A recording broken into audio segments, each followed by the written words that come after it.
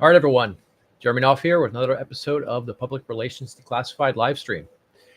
So got a couple of great topics we're going to touch on here, and got some cool member successes here to highlight here a little bit later on as well. So we're going to go ahead and jump into it. First thing we're going to talk about today is situational awareness and how this is a critical component in public relations.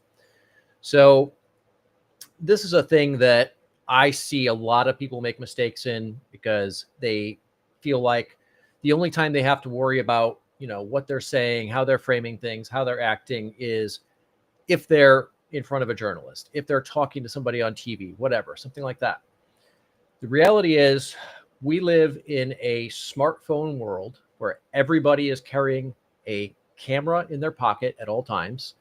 And basically everything that you do or say can be recorded and distributed from anywhere at any time, right? People have the ability to basically share this with the world that fast. And that has led to a lot of people doing a lot of really dumb shit that has hurt their businesses.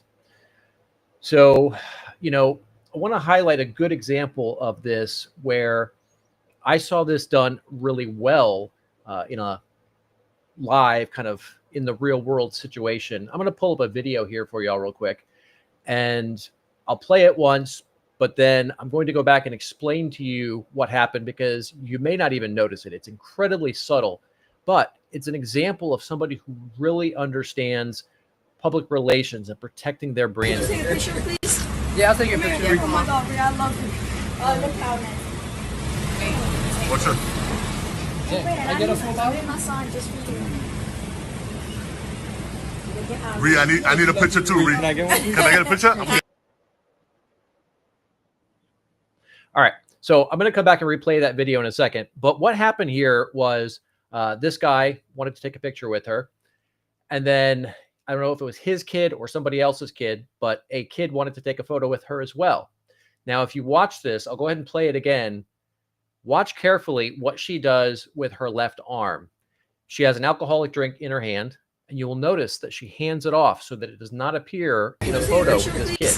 Yeah, I'll take a picture. Oh my God, Bria, I love you. Look how man. What's your? Yeah, I get a full I bottle? made my sign just for you. Ree, I need a picture too.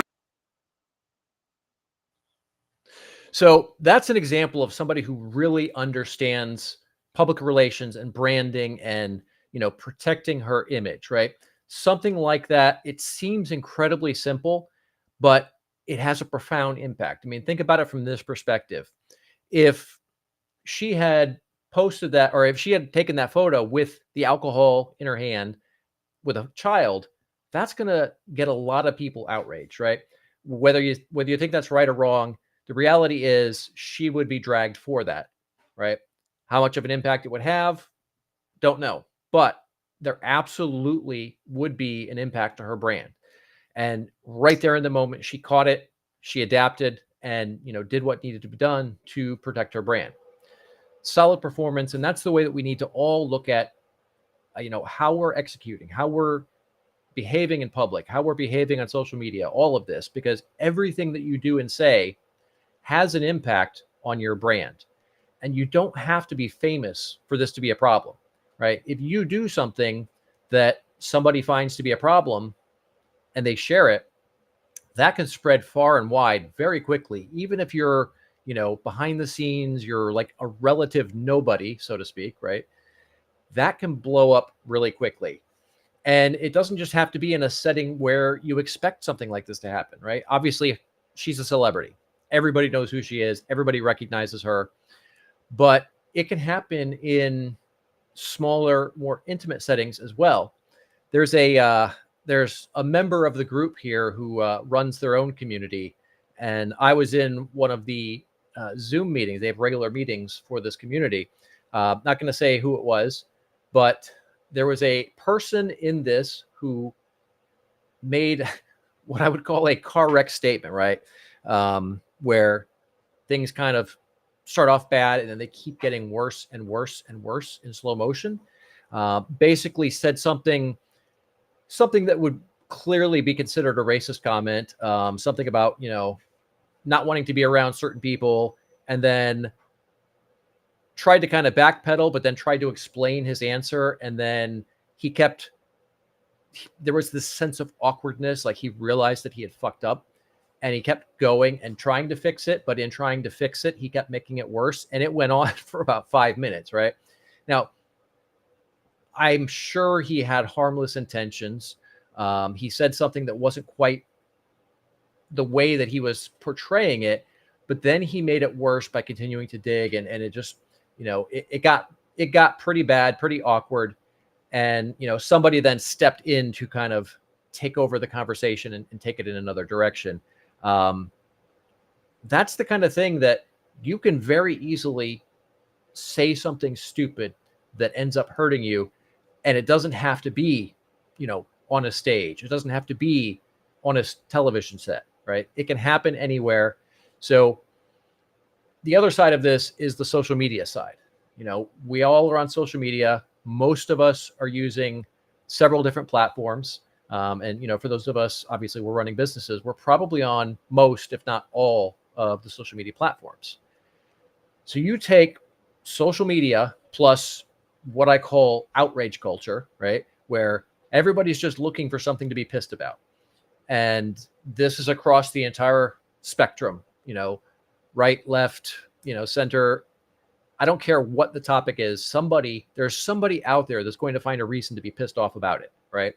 So social media combined with this outrage culture creates an environment where often even small issues can be blown up out of proportion pretty quickly. And, even in those cases, deleting the post isn't going to help. First of all, people saw it. Generally, somebody's going to see something and be pissed off about it. There's a good chance they're going to take a screenshot of it. But you've also got, there's a website called archive.org. This is something I've used for a variety of purposes over the years, but basically it archives websites all over the internet, including X.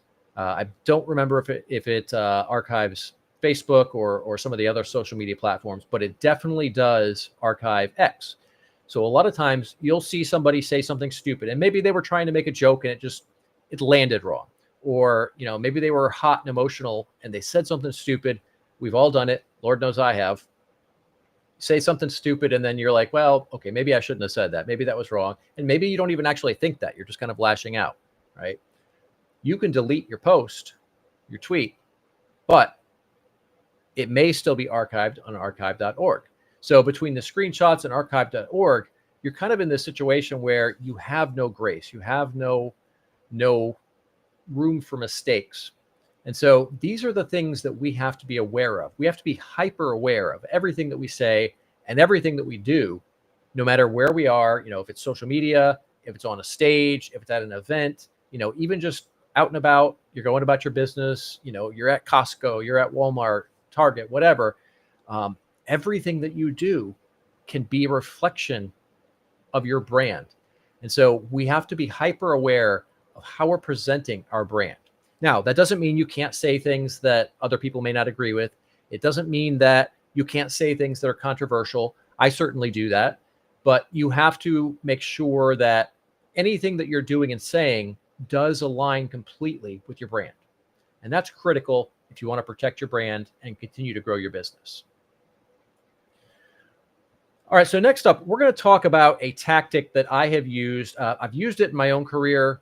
I've used it for clients to create that authority status. And this is basically leveraging a column, becoming a columnist at a media outlet. And generally, you're going to do this at a trade publication, but using this to elevate your authority status. So I'll give you guys a little bit of backstory here.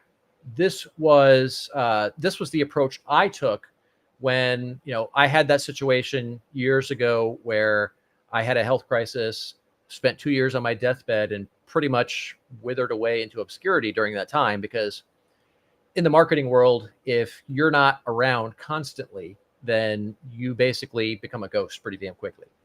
And so when I got back to the point where I was starting to go, full bore into business again, I had to put myself back on the map, because I was gone. I was not, a recognized authority anymore. I was not somebody that people were talking about because I hadn't been active in that world for 2 years. So I had kind of a number of steps that I took to get there.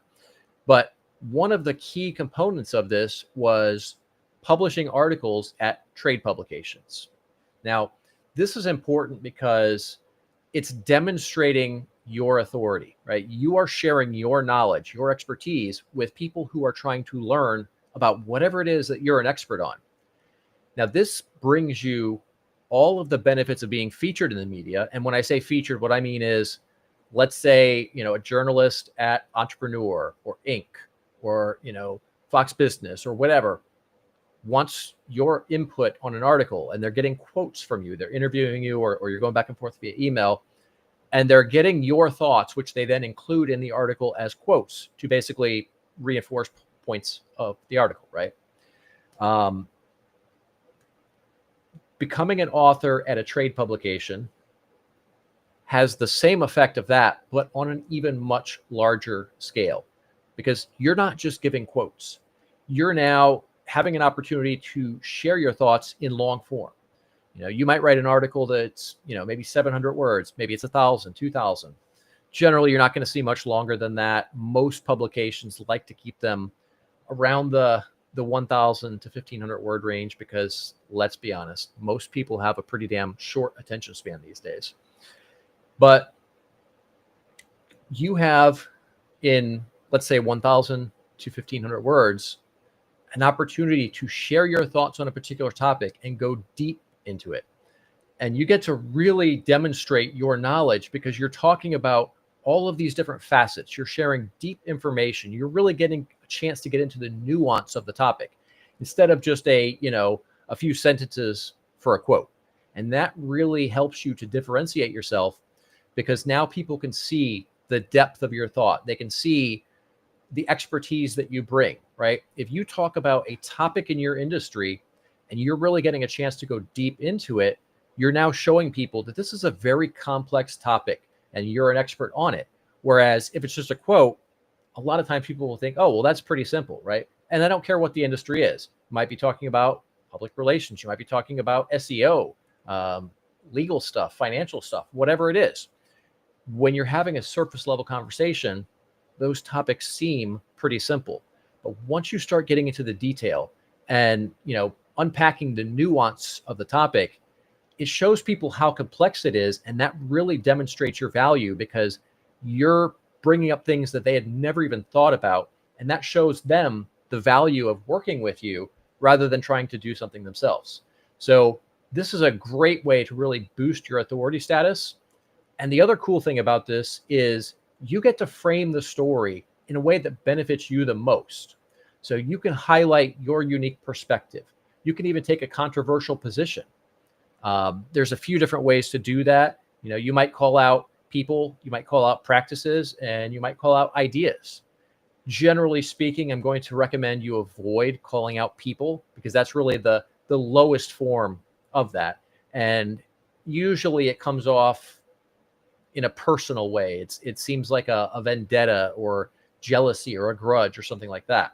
So generally don't call out people unless, let's say they're a CEO of a giant company, Google, Tesla, Microsoft, something like that. And you're calling out, kind of their ideologies, then that might be something that makes sense. But generally speaking, it's better to call out practices and ideas.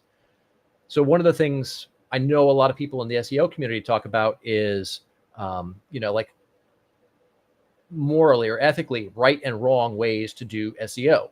You have what's called black hat and white hat. Black hat is the tactics that are against the search engine's terms of service. And then you have white hat, which is the tactics that are in line with the search engine's terms of service. Now, there's obviously some blurred lines here because technically pretty much anything you do based on Google's terms of service, because they do say, doing things to manipulate the search ranking. Well, technically that would include anything.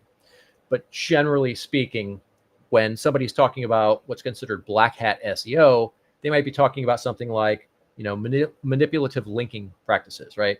Spam links, like you're using blog comments, you're using forums, you're using websites that you build just for the purpose of linking back to your site. You might take a controversial position in favor of or opposing tactics like that. Ideas. Right now, there's a lot of talk when it comes to Google about AI and a lot of talk about copyright. Google right now is trying to kind of have their cake and eat it too.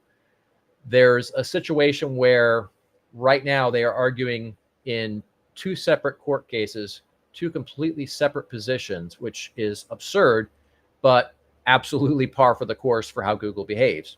In one case, they're arguing that copyright law is unfair and that they should just be able to crawl your website, consume your content, and use it however they see fit, right? Use it to train their AI, use it to create their products, all of that. And then in a different case, they're arguing that they need IP protection, they need copyright protection because their algorithms are proprietary and they put all this effort into it. And if they're not protected, then there's no incentive to develop new technologies. So they're arguing both sides of it. So that's a case where you could certainly attack the ideas. So if you came out and pitched a story for, either of those directions, either pro or anti, that's a good way to use controversy. But generally speaking, we'll avoid people. Practices and ideas are going to be your best bet.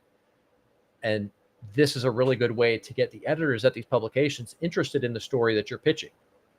And another cool thing about this is because that publication is seen as authoritative in search engines' eyes, your column there will tend to rank pretty well, usually on the first page. And depending on how it's structured, a lot of these media outlets, a lot of these trade publications use WordPress for the website. So just by the way WordPress is structured, the SEO is really solid on it. So you'll typically have, your author page with your name and your bio and all that information. And then from there, it will list all of your articles. And if you've got a bunch of articles, it'll generally be a paginated page, right? Which means you go down to the bottom and it's got 1, 2, 3, 4, next, whatever. So that makes it very, very powerful in search engines' eyes. And so it tends to rank well because you've got the overall structure, you've got the semantic HTML behind it, and then you've got new content that's being added every time that you publish an article. So the beauty of this is that will generally take up a slot in the search results. So if you have a column that you're writing at regularly, that means when somebody searches for your name, they're probably going to find that column within the first page or two of Google or Bing. And that is something that really helps to develop your authority status, because when people look you up, they can see that you've been published somewhere. And that means your ideas are solid. You're somebody who other people in your industry view as credible. And it carries a lot of weight for you. And a lot of times what will happen is it could even lead to a book deal. So a lot of the publishers will go and look at the trade publications and see who's writing content that is unique, right? It's taking a different perspective. It's something that people are interested in. There's a lot of engagement on it. Those are the kind of people they want to seek out to be authors under their publishing house. So if you do this consistently, you're showing them not only do you have this great content, not only do people like your content, right? They're engaging with it, but also that you have the discipline to actually finish a project like this. Because if you've never written a book, I will tell you it is a monumental undertaking. The rule of thumb these days seems to be about 20 to 40,000 words for a general book. Used to be higher. It used to be like 40 to 60 as your typical business book. People have shorter attention spans today, so usually it's a bit smaller. Most of the books that I'm seeing coming out now are 20 to 40,000 words, but that's still a tremendous amount of writing. So they want to also know that you've got the discipline and the skills to consistently perform if they're going to bring you on to write a book. So this is a great way to show them that. So let's talk about what you need to do first before you do that. The first thing you need to do is start leveraging social media. So we've talked about using content, creating content that demonstrates your knowledge and expertise. And when we talk about creating content, it's not getting on here and talking about how awesome you are. It's not, bragging. It's none of that. What you want to do is you want to get up here and create content that gives people the information to do a thing, whatever that is. In my case, I teach people all about public relations and marketing and branding. And I'm giving enough information that somebody could take that, they could run with it themselves, they could execute and do it like in a DIY scenario, right? They don't have to hire me. I've got a ton of content out there. They could find a lot of information from that, learn from that, and then execute. So that's what you need to do. You need to create the content that allows them to do a thing, even if they never buy anything from you, even if they never spend a dime with you. That's the approach we have to take. And what you're doing here is, one, you're demonstrating your expertise. And that's the first part of this. But you're also demonstrating whether anybody gives a shit. And that matters a lot, because a publication is a business. That means they have to generate profit. Well, they do that through advertising.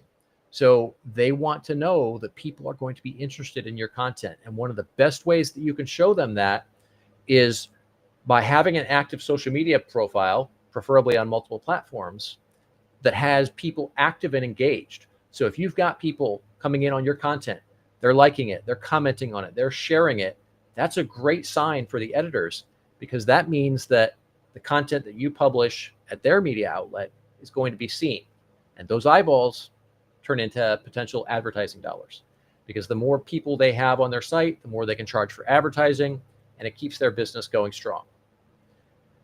The other thing that it does is it shows your perspective on things. It shows that you have it shows exactly what your perspective is, to be more specific. You may be talking about a particular idea, and as you're explaining this, it's showing the editors the direction you can go with things, and that gives them a lot of insight as to whether you'll be a good author. And this is important to them, because they can't just take everybody and just say, well, yeah, hey, send me an article, and if it's good, we'll publish it, because they've only got so many hours in the day, just like you and me. So they want to know what they're getting into before they get into it. So what we're going to do after that, so now we've got great social media, we've pitched the editor, we've got our first column, awesome, everything's going great. Now what we need to do is leverage that column. And this is where, and I've talked about this on both sides, right? Whether it's a column or whether it's you being featured, most people will get something published, they'll maybe share it once on social media, and then that's the end of it. And that's leaving so much opportunity on the table. So instead, what we want to do is we want to leverage the hell out of that in every way possible. So one of the first things we want to do, of course, is take that logo from that outlet, and you're going to put that prominently on your homepage, right? As featured in. And then there's that logo. You're also going to put the article on your press page, right? So typically the way that we do this is we'll put the title of the article, we'll put the name of the outlet, then the title of the article, and that whole thing is linked back to the original article, and we'll usually have a little excerpt beneath it. You don't have to put the whole thing on there, but this is just your press page, right? So it's just an excerpt so they can go see the whole thing. The other thing we could do is publish it on social media. Now, like I said, a lot of people will do this once, and then that's the end of it. But you can reshare it times. So one of the things that we want to do here is we want to go and turn that piece of information, that piece of publicity, into a ton of additional content. So we can go and talk about, there could be a dozen, 2 dozen, 3 dozen different aspects of that you didn't get a chance to really fully unpack in that article, because you only have, like I said, probably 1,000 to 1,500 words. But you can go and take a dozen or however many different concepts from there that you didn't get a chance to include and expand on them in a social media post, but then link back to that article in that social media post. And we want to do this in the comments. We don't want to do it in the body of the post. Excuse me. Because when you do it in the body of the post, all of the social media platforms want to keep you on their site for as long as possible. So if you put a link, an external link, a link going to some other website, what will happen is that platform will reduce the visibility of your post. So it won't be shown to as many people. But if you put it in the comments of that post, that will get you around that problem. So what we want to do is unpack anything that you didn't get to say and turn that into all these different social media posts. You're an expert at what you do, right? So you should be able to talk for hours easily about your area of expertise. So think about how many pieces of separate individual content you can turn this into. Realistically, there's no reason that you can't turn a single article like that into, 3 or 4 dozen different social media posts by going after all these things that you didn't get to say or going deeper into any of those things. And then also, let's say some news comes up about that. So let's say you're in the financial industry and you're talking about a new financial regulation. And then, you're writing an article about it in this trade publication. Well, now let's say they're passing some law that's changing how that works.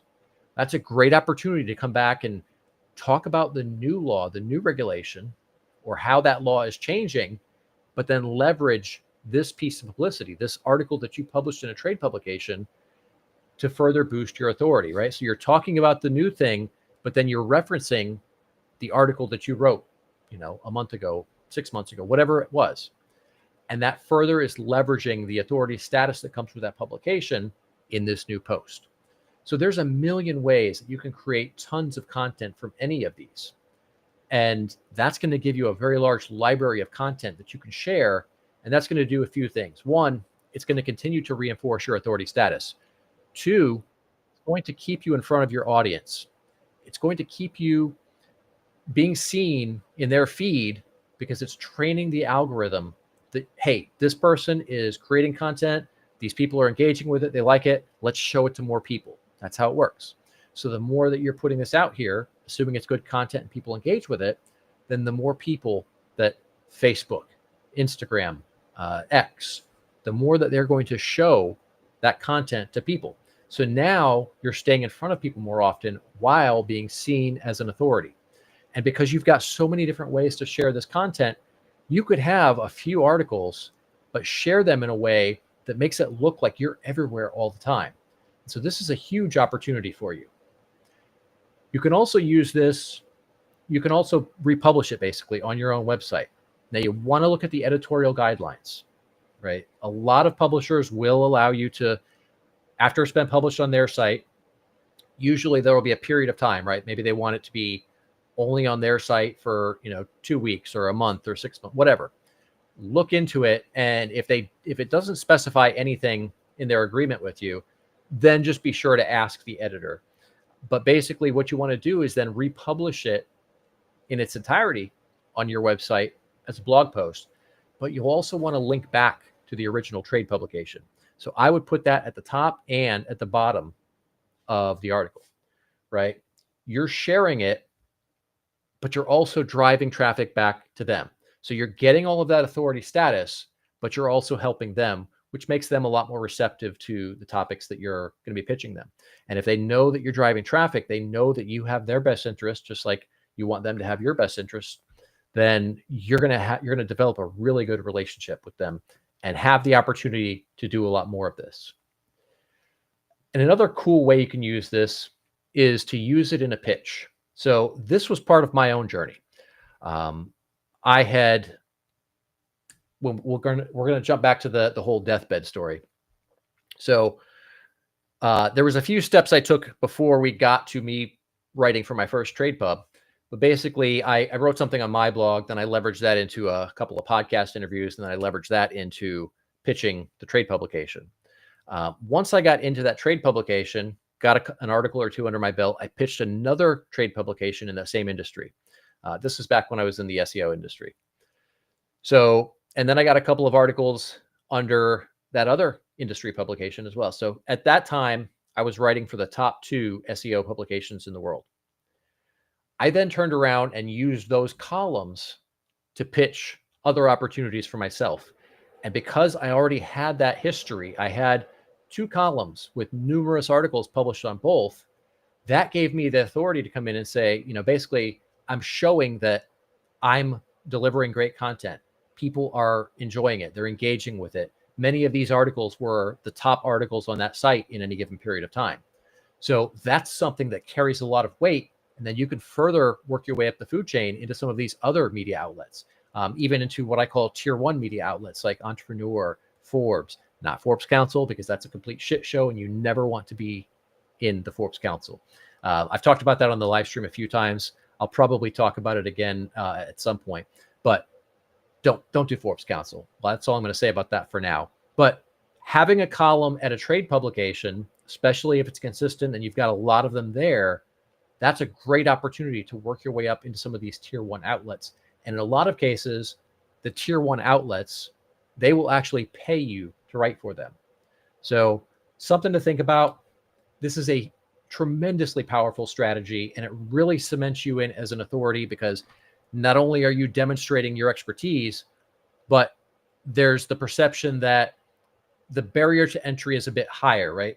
They need contributors, of course, but you're essentially being judged by your peers. These are other people in your industry. So if you're talking to a journalist at, let's say, Fox Business, they're not going to understand your business, your industry, in the same way that somebody in your industry would. So I've seen cases where somebody will kind of bullshit a reporter and the reporter doesn't know any better.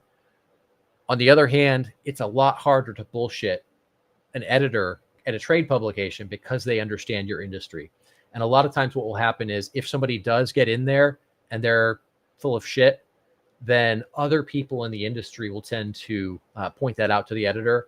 And in a lot of cases, there are several contributors already there that, you know, that outlet trusts, otherwise they wouldn't be writing there. So often the editor will ask some of those other contributors, hey, what do you know about this person? What do you think about this person? Are they legit?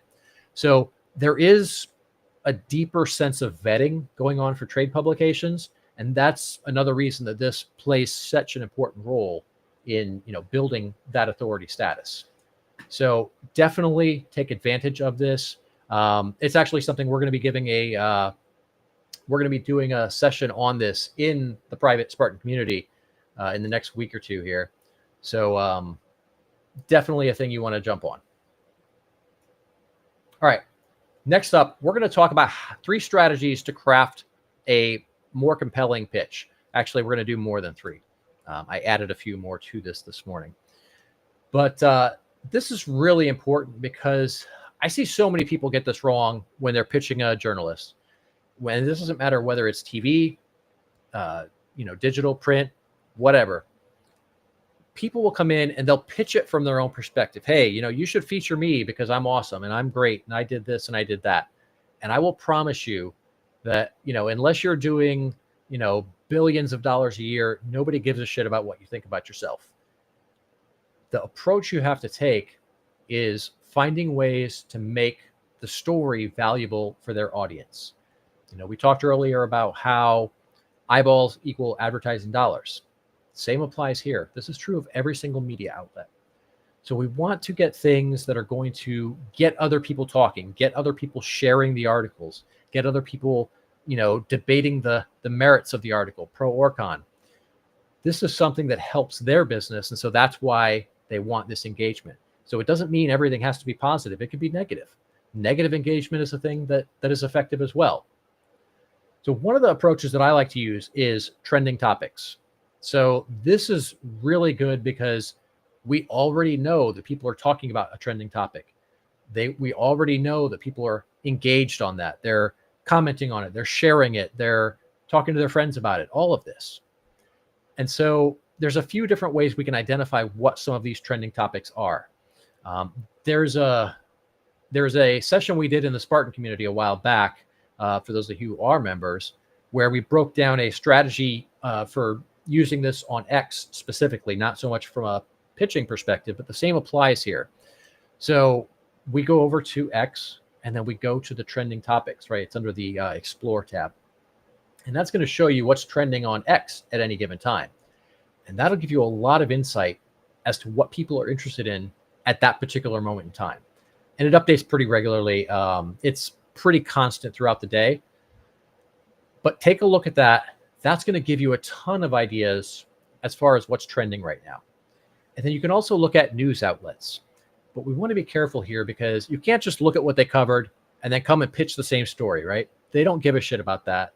That's not going to be effective. That's not going to do anything for them. You want to look at what they've run and then find some other way to attack that same topic. So if they ran a story about why this new regulation is a great thing, go and pitch them something about why it's a terrible idea, or, you know, the negative impact that will come from it. Like, you want to take a contrarian approach in that case. Or let's say some new information came out that makes their original article even more powerful, right? There's some new information that supports the previous article that obviously isn't in the previous article. Well, now you can pitch them that aspect, and now you're supporting what they've already published, but you've got a new angle to it. So these trending topics are great because it really drives a lot of eyeballs and gets people talking and helps you to build a big name. So another thing that we can do is support their previous articles or segments. So I touched on a little bit of that with the trending topics, but there's other ways to do that as well. So we can look at data and statistics. Let's say they wrote an article about something that's going on in the housing market, and they included surface level data. If you're in the real estate industry, you probably have access to a lot of data that other people may not even know about. So dig into that, find that additional data that's going to support what they wrote. Or you can go the other direction as well. But the idea here is you find information that further reinforces a position and you pitch from that perspective. And this is a great way to, you know, obviously, who doesn't have an ego, right? If you come up and be like, hey, you know, I loved your article. There's this really cool piece of data that I found or that I know about that you didn't mention, but it actually makes your article more important because of this, right? This means that not only are you right, but you're actually right on a much bigger scale, right? Or it actually has a greater impact because of X, right? Whatever that data is. So new information is another way to do that. So they wrote an article about a topic, let's say pending legislation. That's a big one. We've done a lot with that for a lot of our clients. You know, we'll pitch articles of them being featured or for them to write where we're talking about legislation and how it's going to affect that industry. And then we can use that to then come back and say, well, now we've got this new information. The legislation made it to the next step, or now it's at the governor's desk. Now it's signed, whatever the next step is, right? You use that and then you take and pitch with that new information. And now they get to follow up on a topic they've already covered, but now it's progressing exactly the way that they said it would. That makes them look smart. And everybody loves that. We all love to look smart. So you're now helping them to look great, and they have a track record of winning. They have a track record of being right. And not only is that creating, you know, visibility and engagement for them on their articles, which is a key measure in their job performance, but it's also making them look good with their boss, their editor, the person who's looking at all of their content. When they say, you know, this is going to happen because of this, and then now this new data comes out that's basically reinforcing everything they said and proving that it has happened up to that point so far, it's really a huge win for them. And that makes you more valuable to them. So another way we can do this is through a controversial take. And this is something that it's a little bit of a double-edged sword here, because I see people do this in two different ways. I'll see them do it in a legitimate way. You know, they'll take a controversial position. They'll say something that, you know, maybe everyone won't. Great example of this was an article that I wrote. I think it was for Search Engine Journal a few years ago, where I basically said that everything that Google was claiming about, you know, how they treat links, particularly what they consider black hat links, was wrong. And frankly, it was all a lie. And it was a very controversial position. A lot of people disagreed with it, but God, this was probably 7 years ago. Since then, everything has turned out to be 100% accurate. Google has admitted all of these things in court. So it was kind of interesting, but back then it was an incredibly controversial position because everybody was just agreeing with Google and just taking everything Google said at face value. Now, the flip side of this coin is the mistake that I see a lot of people make, where they'll get up here and they'll just take a ridiculously controversial position just to create some get people talking about the topic or get people talking about the person.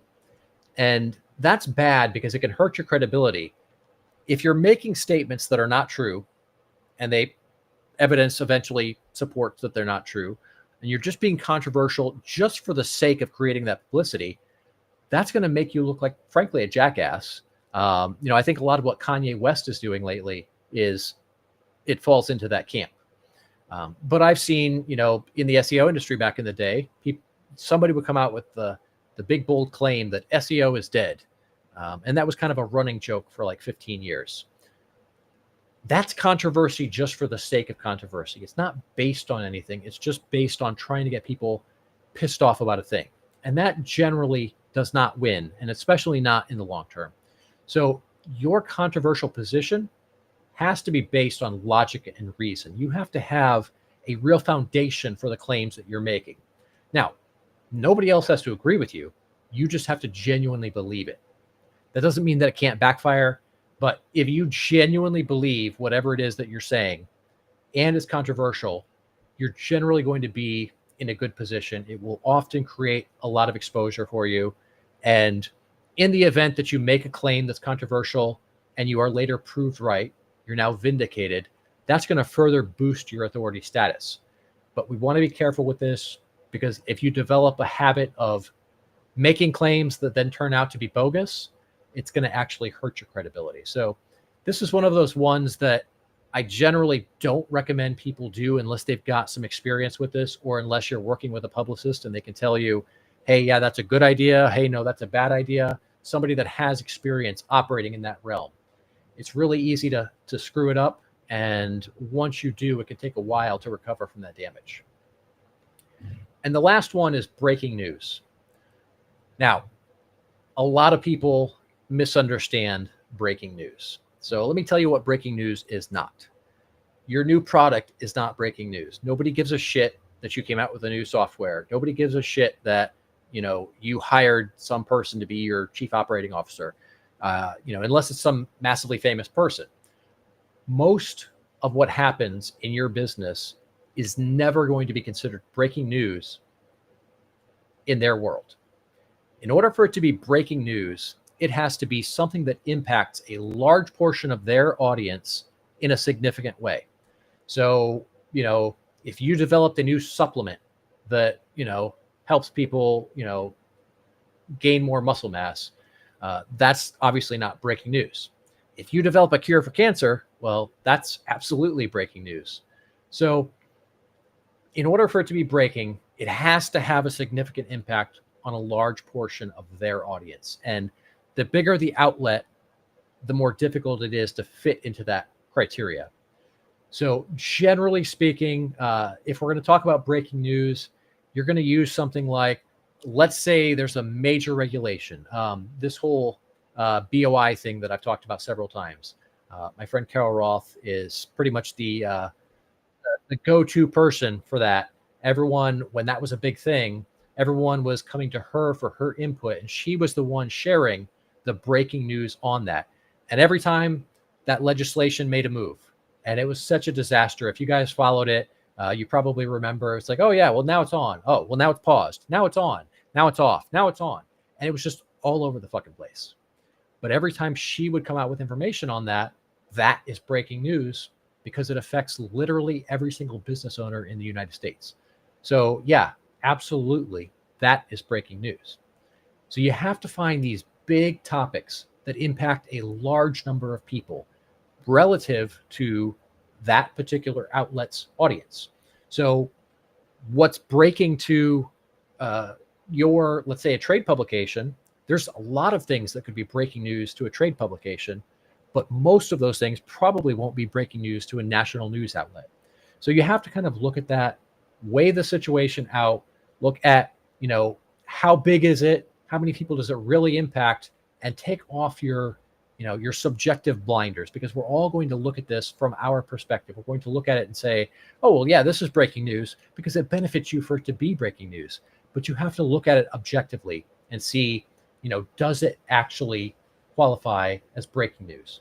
And most of the time it doesn't. So just be very careful with that. All right, so we're going to wrap up today with Jeremy's PR PSA. And what we've got here today is protecting your brand image means you have to assume people can hear you and see you both online and in person, everywhere and at all times. So the Rihanna situation was a great example of that. She handled that expertly. No surprise there. You don't get to run a $1 billion plus company if you are not on point with shit like this. But we're in an always on world. Everything we're doing is being watched and tracked. We're on social media, we're on Zoom, we're out here talking to the media, we're on stage. All of these things, literally every single thing you do is being watched and probably recorded. So keep that in mind. Every interaction that you have could potentially be seen by hundreds of millions of people if things go in a certain way. So make sure that you're carrying yourself accordingly. All right, everyone, that's a wrap for today. If you guys got something valuable out of this, I would love it if you would share it with somebody else. If you guys know somebody who can benefit from the information that we share here, I would appreciate the hell out of it if you could invite them into the free Facebook group. And until next week, that's a wrap.